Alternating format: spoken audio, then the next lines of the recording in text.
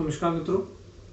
आज हम जो चर्चा करने जा रहे हैं वो भारत की इकोनॉमी में इस क्वार्टर में आए बहुत बड़े गिराव के ऊपर है।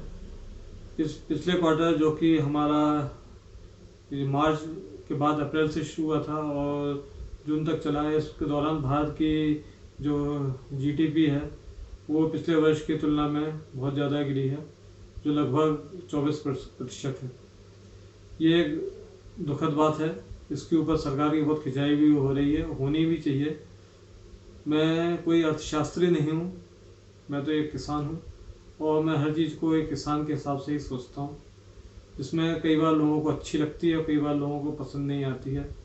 लेकिन एक किसान जो कि नए ढंग की खेती करना चाहता है, लेकिन मेरी नए ढंग की खेती का मतलब ये नहीं है कि मैं ट्रैक्टर चलाऊँ या कोई वो करूँ। मैं ट्रेडिशनल खेती को ही नए ढंग से करना चाहता हूँ। जो भारत का पुरानी खेती की परंपरा है उसको पालन करते हुए मैं उसको वैज्ञानिक ढंग से करना चाहता हूँ। ये मैं कर रहा हूँ। तो मैं एक अभी कह सकते हैं पुरातन पंथी किंतु आधुनिक विचारधारा के किसान के रूप में जो सोचता हूँ उस पर मैं अपनी बात बता रहा हूँ। पहली बात तो यह है कि जो बड़े बड़े अर्थशास्त्रियों ने और या तथाकथित अर्थशास्त्रियों ने जो पिछले दिनों अचानक बन गए, उन्होंने भारत के उस अर्थव्यवस्था के गिराव के लिए तरह तरह की बातें उठाई। किसी ने बोला कि इतनी ज़्यादा गिर गई है अर्थव्यवस्था, ये बड़े सरकारी गलत नीतियों के कारण है, हो सकता है गलत नीतियों के कारण है। लेकिन भाई इस दौरान तो अमेरिका की अर्थव्यवस्था और ज़्यादा गिरी है, जापान की अर्थव्यवस्था और ज़्यादा गिरी है। दुनिया के दो सबसे बड़े देश जो दुनिया की बहुत बड़ी इकोनॉमी को कंट्रोल की हुई है उनकी बहुत ज़्यादा गिरी है। अमेरिका की लगभग 33% गिरी है, जापान की 28% गिरी है, सिंगापुर की 42% गिरी है, इटली की लगभग 17% गिरी है, यूनाइटेड किंगडम की लगभग 20% गिरी है। तो ये इन देशों की इतनी ज़्यादा गिरी है। और सबसे बड़ी बात यह है कि इन देशों की अर्थव्यवस्था इसके पहले वाले क्वार्टर अर्थात जनवरी से मार्च के बीच में भी 5% से ज़्यादा गिरी थी। तो ये लगातार इनकी अर्थव्यवस्था माइनस से, एक बार -5% से ज़्यादा और दूसरी बार भी माइनस में ही रही। तो ये -20% के ऊपर ही रही। ये बहुत लगातार 2 क्वार्टर में माइनस में अर्थव्यवस्था का जाना उनके लिए भी दुखद था। इससे भी बड़ी बात यह है कि हमारे यहाँ जिन लोगों को अर्थशास्त्री माना जाता है, बड़े अर्थशास्त्री कहा जाता है, वो या तो हार्वर्ड से पढ़ के आते हैं या ऑक्सफोर्ड से पढ़ के आते हैं। तो हार्वर्ड कहाँ है, ऑक्सफोर्ड कहाँ है? वहाँ उन देशों के गुरुओं ने, इतने बड़े जानकारों ने अपने देश की अर्थव्यवस्था नहीं बचा पाई, तो क्या भारत की अर्थव्यवस्था इस कोरोना काल में बच सकती थी?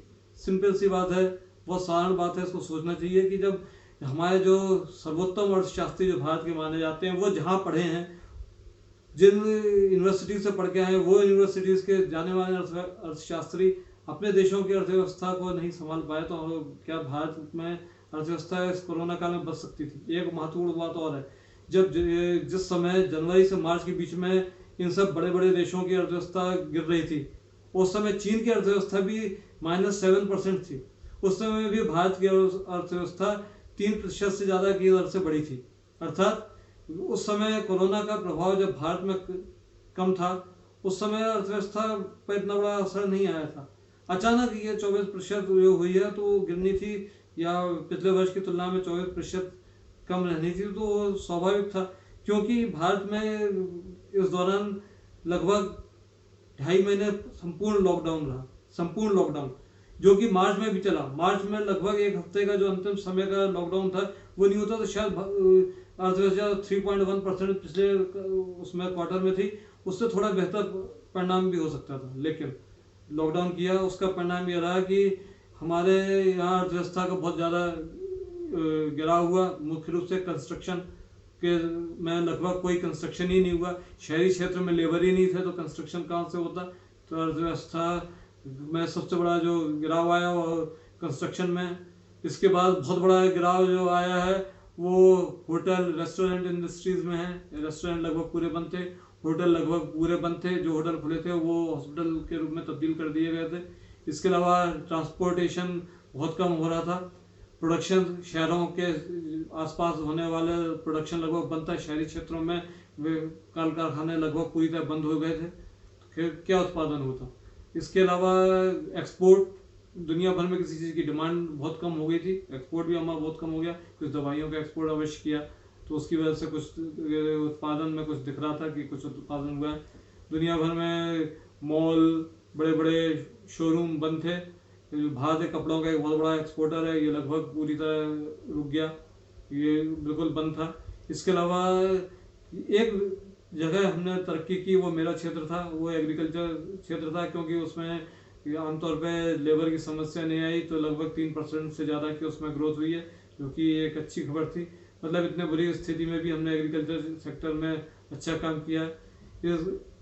इसलिए अर्थ जब हमारा लगभग इस 3 महीने के दौरान उस लगभग 2/3 समय पूरी समय सब कुछ लॉकडाउन रहा, सरकारी ऑफिस बंद रहे, कंस्ट्रक्शन पूरी तरह बंद रहा, माइनिंग सेक्टर में लेबर नहीं थी, और कुछ पैदा भी करते तो भी वो बिकता कहाँ। एक महत्वपूर्ण बात यह है कि अगर हम चूंकि दुनिया भर में अर्थव्यवस्था डाउन थी, तो अगर हम कुछ पैदा भी करते तो बिकता कहाँ। दुनिया तो नहीं खरीदती, हमारे भी लोग नहीं खरीदते, तो फिर अच्छा हुआ कि कुछ सेक्टर्स में हमने कुछ पैदा नहीं किया। अगर हम कुछ पैदा भी करते तो शायद लोगों का पैसा फंस जाता, तो बेटर है कि पैदा ही नहीं किया। अब धीमे धीमे शायद अर्थव्यवस्था में सुधार है, ये मैं जानता हूँ कि ये हमारा जो इस समय क्वार्टर चल रहा है, जुलाई अगस्त सितंबर के 3 महीने में भी बहुत ज़्यादा सुधार आने की संभावना नहीं है, अर्थव्यवस्था माइनस में ही जानी है। लेकिन धीमे धीमे शनै शनै परिवर्तन आता दिख रहा है। मानसून की प्राय खबर ठीक है, जिससे अगली फसल जो मतलब हमारे अगली रबी की फसल के लिए अच्छी खबर है। इस फसल में जरूर कई जगह, अधिकांश जगह बाढ़ आने की वजह से नुकसान होता दिख रहा है, तो एग्रीकल्चर सेक्टर में लगभग ग्रोथ होनी है, लेकिन कितनी ग्रोथ होती है समय बताएगा। मैन्युफैक्चरिंग सेक्टर में भी आगे ग्रोथ होगी। अगर बाय द वे कोरोना का वैक्सीन बनता है, तो भारत जिसका मुख्य उत्पादन हब होता है, तो उसका भी फायदा मिलेगा। लोग बार बार चीन का उदाहरण दे रहे हैं, चीन का उदाहरण देना किसी भी मामले में उत्तम नहीं है, सही नहीं माना जाएगा, क्योंकि चीन एक कम्युनिस्ट कंट्री है। उसने कोरोना पे बड़े दबाव डाल के जिस तरह से कंट्रोल किया है, वो भारत, अमेरिका या इंग्लैंड जैसे लोकतांत्रिक देशों में संभव नहीं है। चीन ने जिस तरह से अपने नागरिकों के ऊपर दबाव डाल के उनको घर में बंद रखा है, या बस अपने रोड से उठा उठा के, मैं कई बार वीडियोस आए हैं, जबरदस्ती उनको हॉस्पिटल में भर्ती किया, या घर वुहान में तो घर के बाहर से ही तख्ते ठोक दिए दरवाजे पे कि आप बाहर ही नहीं निकलो। तो इस तरह की चीज़ें भारत में संभव नहीं है। अगर भारत में संभव होती तो शायद सरकार का विरोध करने वाले, जो सरकार अभी कह रही है, सरकार की हंसी उड़ाने वाले लोग ही नहीं होते। तो चीन से भारत की तुलना करना उचित नहीं है। चीन में एक तरह का लोकतंत्र तो है नहीं, तानाशाही है। उस तानाशाही में सरकार जैसा चाहे वैसा कर सकती है। भारत जैसे देशों में, लोकतांत्रिक देशों में वैसा संभव नहीं है, और ऐसा संभव होना भी नहीं चाहिए। ये जो अनुशासन है सरकार के द्वारा सिखाया हुआ नहीं होना चाहिए, हमारे द्वारा खुद ही होना चाहिए। लोकतंत्र में अगर हम जितना ज़्यादा अनुशासन का पालन करेंगे, हम अपने देश का भी उतना भला करेंगे, अपना स्वयं का भला करेंगे। तो इस कोरोना के समय में अगर अर्थव्यवस्था की बात है या हमारे स्वास्थ्य की बात है, यह सब कुछ हमारे अनुशासन पर ही निर्भर करता है। धीमे धीमे सुधार आएगा, किसी को दोष देने से कुछ नहीं होने वाला। इसी बीच में कुछ जानकार लोगों ने ये तक बोल दिया कि ये जो भारत में अभी अर्थव्यवस्था में गिरावट आई है, उसका मुख्य कारण लगभग 4 साल पहले आया जो एक लगाया था, जो नोटबंदी किए थे, नोटबंदी है उसके कारण। नोटबंदी के कारण अभी तक तो गिरावट नहीं थी। जब दुनिया भर कोरोना से पीड़ित थी, तब भी भारत में ग्रोथ हो रही थी।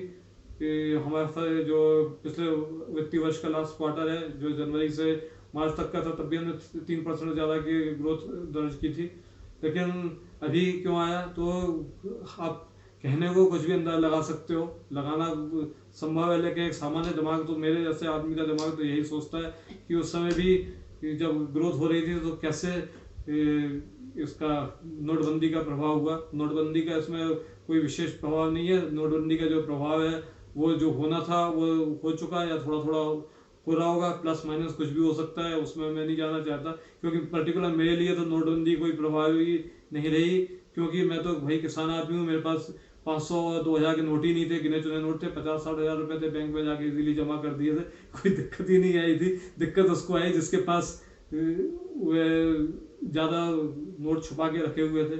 उस वाली बात को हम भूल जाते हैं। हम आज की अर्थव्यवस्था में बात करते हैं। मुझे पूरा विश्वास है कि भारत की मेहनती जनता, हमारे किसान भाई इसको बहुत अच्छी तरह से सुधार लेंगे। एक बात और है, ग्रामीण क्षेत्रों में अभी भी ये लोगों को, किसानों को पर्याप्त मात्रा में लेबर नहीं मिल पा रही है। उसका कारण यह है कि सरकार ने बड़े अच्छे ढंग से लोगों के अकाउंट में जो पैसा भेजा है, तो उसकी, और लोगों को उसके अलावा बहुत सस्ते दर पे, लगभग फ्री की दर पे जो राशन मिल रहा है, उसकी वजह से हम लोग इजीली काम, खेतों पे काम करने को आने को तैयार नहीं है। खासतौर पे वो लोग जो शहरों से गाँव को शिफ्ट तो हुए हैं, लेकिन गाँव में काम करने को तैयार नहीं है। उसका मुख्य कारण यह है कि अब उन्हें जो गाँव में कृषि क्षेत्र के कार्य की प्रैक्टिस ही नहीं बची है। लेबर पर्याप्त है गाँव में, लेकिन चूंकि वो अब ग्रामीण क्षेत्र में कार्य करने के आदी नहीं है, उसमें तो बहुत बड़ी लेबर तो उसकी आदी नहीं है, वो खेत पे काम करना नहीं चाहते, इसलिए वो खेत पे बहुत अच्छा रिजल्ट नहीं आ रहा। नहीं तो एग्रीकल्चर सेक्टर में भी मैं खुद देख रहा हूँ कि एग्रीकल्चर सेक्टर में मेरे खुद के गांव में अभी इस साल भी बहुत सी जमीनें खाली पड़ी रही, क्योंकि उस पर काम करने वाले लोग नहीं थे। तो एरेबल मतलब कृषि योग्य जमीन थी, लेकिन उस पर खेती पर्याप्त नहीं हो पा रही। यही कंडीशन, यही मैं उत्तराखंड के बारे में बहुत अच्छी तरह जानता हूँ। उत्तराखंड में बहुत सारी जमीन अभी भी खाली पड़ी है, जबकि उत्तराखंड से बहुत से लोग, उत्तराखंड में हजारों लोग लौट के अपने गाँव वापस आए, लेकिन वो खेती नहीं कर रहे हैं। तो उसका परिणाम है कि एग्रीकल्चर सेक्टर में जितना ग्रोथ हम इस लॉकडाउन और उसके बाद की स्थिति में देख सकते थे, वो नहीं हो पा रहा। कोई बात नहीं, हमारे उद्योग हमारे वापस पटरी पे आएंगे।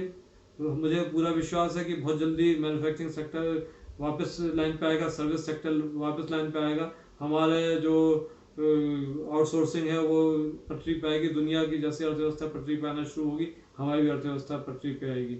इसमें कोई घबराने की बात नहीं है, धीमे धीमे सुधार होना पक्का।